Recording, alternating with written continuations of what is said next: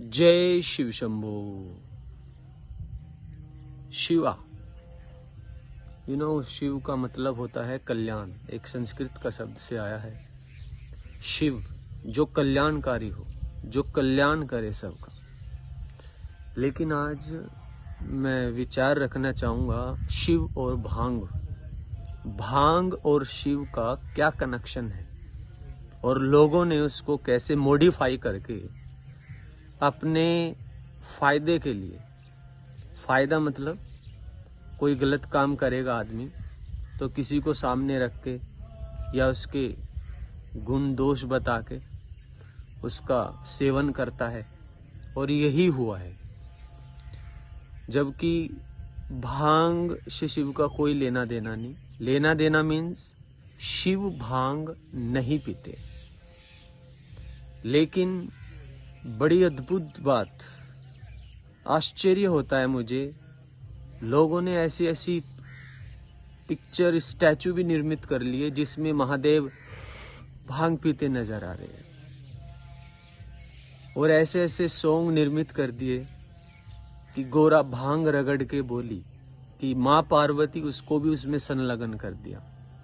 खैर, वो उनकी मेंटलिटी है, जो भी उन्होंने सोचा। लेकिन ये इस प्रकार से जो हो रहा है ये बिल्कुल गलत है।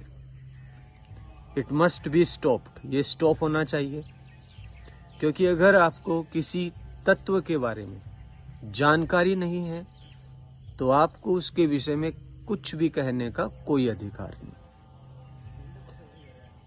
बहुत से लोगों को तो यह भी नहीं पता कि जो भांग होती है, मैरुआना, वो होती क्या है, क्या उसके अंदर मतलब उसकी केमिस्ट्री क्या है। मैं बहुत से ऐसे लोगों से मिला जो पीते हैं, इवन साधु संत भी पीते हैं, मैं उसकी मना नहीं करूंगा, खूब पीते हैं भाई पीने वाले। और वे भी ऐसे ही कहते हैं कि ये महादेव का प्रसाद है, लेकिन ये उनकी भ्रांति है, वो प्रसाद वरसाद किसी का नहीं है।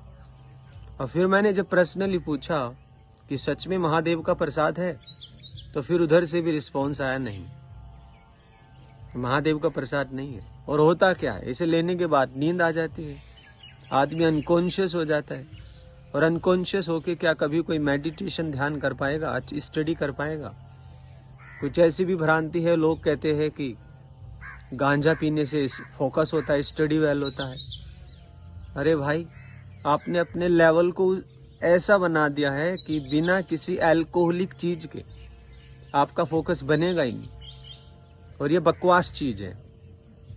अगर कोई ऐसी बात करता है या ऐसा प्रैक्टिकली करके देखता है तो वो बीमार हो चुका है मेंटली, मैं उसको कहूंगा। तो मैरुआना, भांग होता क्या है?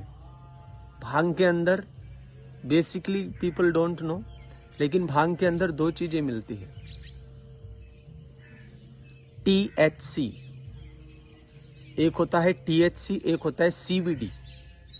THC टेट्राहाइड्रो कैनाबिनोल, जो हमारे शरीर के अंदर हाई कर देता है हमें, हाई। और एक होता है CBD, कैनाबिनोल ऑयल। CBD को अगर देखा जाए मेडिकल पर्पस के लिए यूज किया जाता है। एंग्जाइटी, स्ट्रेस, और इवन जो हमारे मस्तिष्क में कैंसर सेल्स होती है उसके लिए भी इफेक्टिव है। वो मेडिकल पर्पस के लिए है। हमारे इंडिया में तो अलाउड नहीं, लेकिन आउट ऑफ इंडिया अलाउड है, और मोस्टली पीपल उसको यूज करते हैं और they get benefits also. But यहाँ पे तो THC लेते हैं हम। THC वो भी रगड़ के, भांग को रगड़ेंगे, चरस बनाएंगे, सुल्फा बनाएंगे और उसको पिएंगे, और वो क्या उपद्रव करेगा फिर। तो ये जो भांग है, सच में महादेव का कोई लेना देना नहीं है। और अगर थोड़ी सी बात करें, एक और क्वेश्चन है कि फिर महादेव के ऊपर भांग क्यों चढ़ाई जाती है, वो भी इसके पीछे एक साइंस है, थोड़ा समझना होगा। भांग अपने आप में एक बहुत सारे गुण है, एक हर्ब्स है मेडिकल पर्पज से अगर देखा जाए, और भांग की तासीर ठंडी होती है। तो मे भी कुछ ऐसा हुआ होगा कि जब महादेव ने विष पिया था, पौराणिक कथा आपको पता होगा। समुद्र मंथन के दौरान महादेव ने विष पिया था और उस दौरान महादेव को बहुत गर्मी लगने लगी, तो महादेव ने सभी देवताओं को कहा था एक काम करो, मेरे ऊपर जल चढ़ाना शुरू करो, मुझे बहुत गर्मी लग रही है। तो जिससे जो प्रबंध हुआ वो लाके महादेव के ऊपर जल चढ़ाने लगे। और ऐसी चीजें जो विष हरने वाली हो, जो विष को कंट्रोल करने वाली हो, वे चीजें दी गई। जो ठंडा करने वाली हो, जैसे भांग, जैसे बेलपत्र, जैसे बेर, ये सब चीजें क्यों चढ़ाई जाती है महादेव पर? क्योंकि इनकी तासीर ठंडी होती है, इसलिए ये मान्यता है। बाकी महादेव जल में खुश होते हैं। अगर महादेव के ऊपर जल की मैं बात करूं, एक स्टूडेंट मेरा पूछ रहा था कि क्या महादेव के ऊपर दूध चढ़ाना चाहिए या जल चढ़ाना चाहिए, तो महादेव जल में खुश होते हैं। आप दूध चढ़ाते हो, मैं आपकी श्रद्धा को कोई ठेस नहीं पहुंचाना चाहता, लेकिन अगर आप दूध चढ़ाते हो, दूध मत चढ़ाइएगा। महादेव जल में खुश होते हैं, बेलपत्र में खुश होते हैं, ये चीज आप महादेव को चढ़ा सकते हो। लेकिन दूध इतनी इफेक्टिव नहीं है, क्योंकि दूध अगर देखा जाए तो दूध की तासीर ठंडी होती है, आप देख सकते हो क्या होती है। बाकी दूध का अभिषेक भी मत करो। अभिषेक के लिए आप, बहुत सारे पर्सन पूछते हैं कि दूध और दही का अभिषेक करते हैं। ठीक है, वो करते हैं, लेकिन अगर मैं बात करूं तो दूध दही की जगह आप टर्मरिक, हल्दी का अभिषेक कर सकते हो। आप चंदन का अभिषेक कर सकते हो, जल का अभिषेक कर सकते हो, आप शहद का भी अभिषेक कर सकते हो। लेकिन खास करके ऐसी चीजें जिनकी तासीर ठंडी होती है, क्योंकि अगर आप कोई ऐसी चीजें महादेव के ऊपर समर्पित करोगे जो तामसिक होगी, तो सोचो उससे क्या होगा। महादेव शांत नहीं होएंगे और भड़क जाएंगे।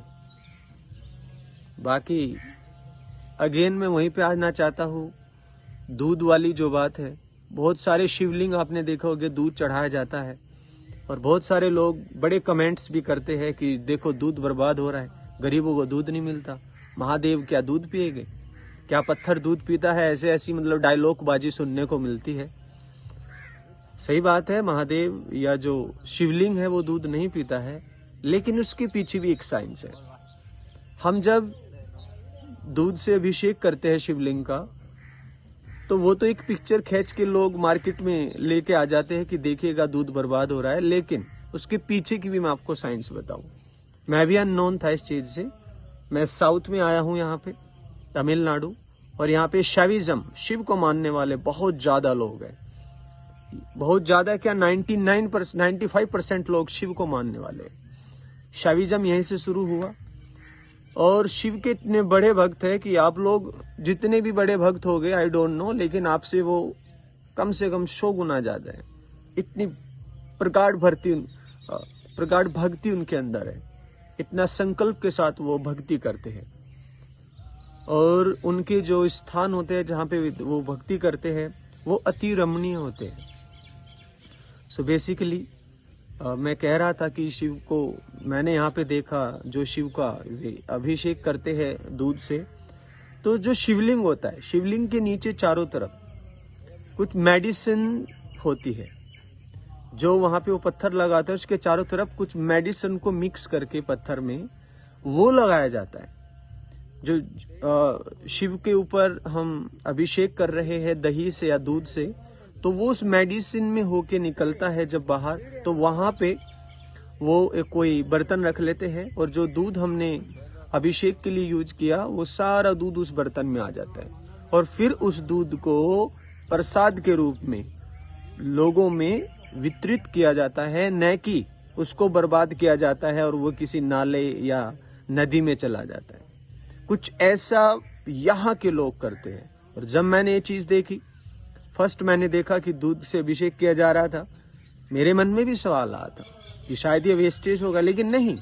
जब देखा उस सारे दूध को स्टोर किया जाता है, और प्रसाद के रूप में सब में वितरित किया जाता है। और वो दूध इतना गुणकारी, इतना लाभकारी होता है ना, एक एनर्जी होती है उसके अंदर। तो मीनिंग इज दैट कोई भी वेस्टेज नहीं हो रहा है। अगर कोई कहता है कि दूध का वेस्टेज हो रहा है, इस प्रकार से दूध का वेस्टेज बिल्कुल नहीं हो रहा है। और हाँ, अगर कोई कर रहा है तो वो, मैं तो यही एक पर्सनल एडवाइस दूंगा, उसको करना नहीं चाहिए। कुछ इस प्रकार देखो, पहले तो महादेव जल में ही खुश होते हैं, लेकिन अगर आपकी श्रद्धा फिर भी, या किसी के कहने पे आप फिर भी दूध से अभिषेक कर रहे हो, तो कुछ इस प्रकार करें, उस दूध को किसी बर्तन में स्टोर करें और फिर उसका आप प्रसाद के रूप में इस्तेमाल करें, तो वो और बेटर होगा, अच्छा होगा। तो अगर मेरी वीडियो आपको पसंद आई हो तो इसे लाइक और शेयर करें। जय शिव शंभू।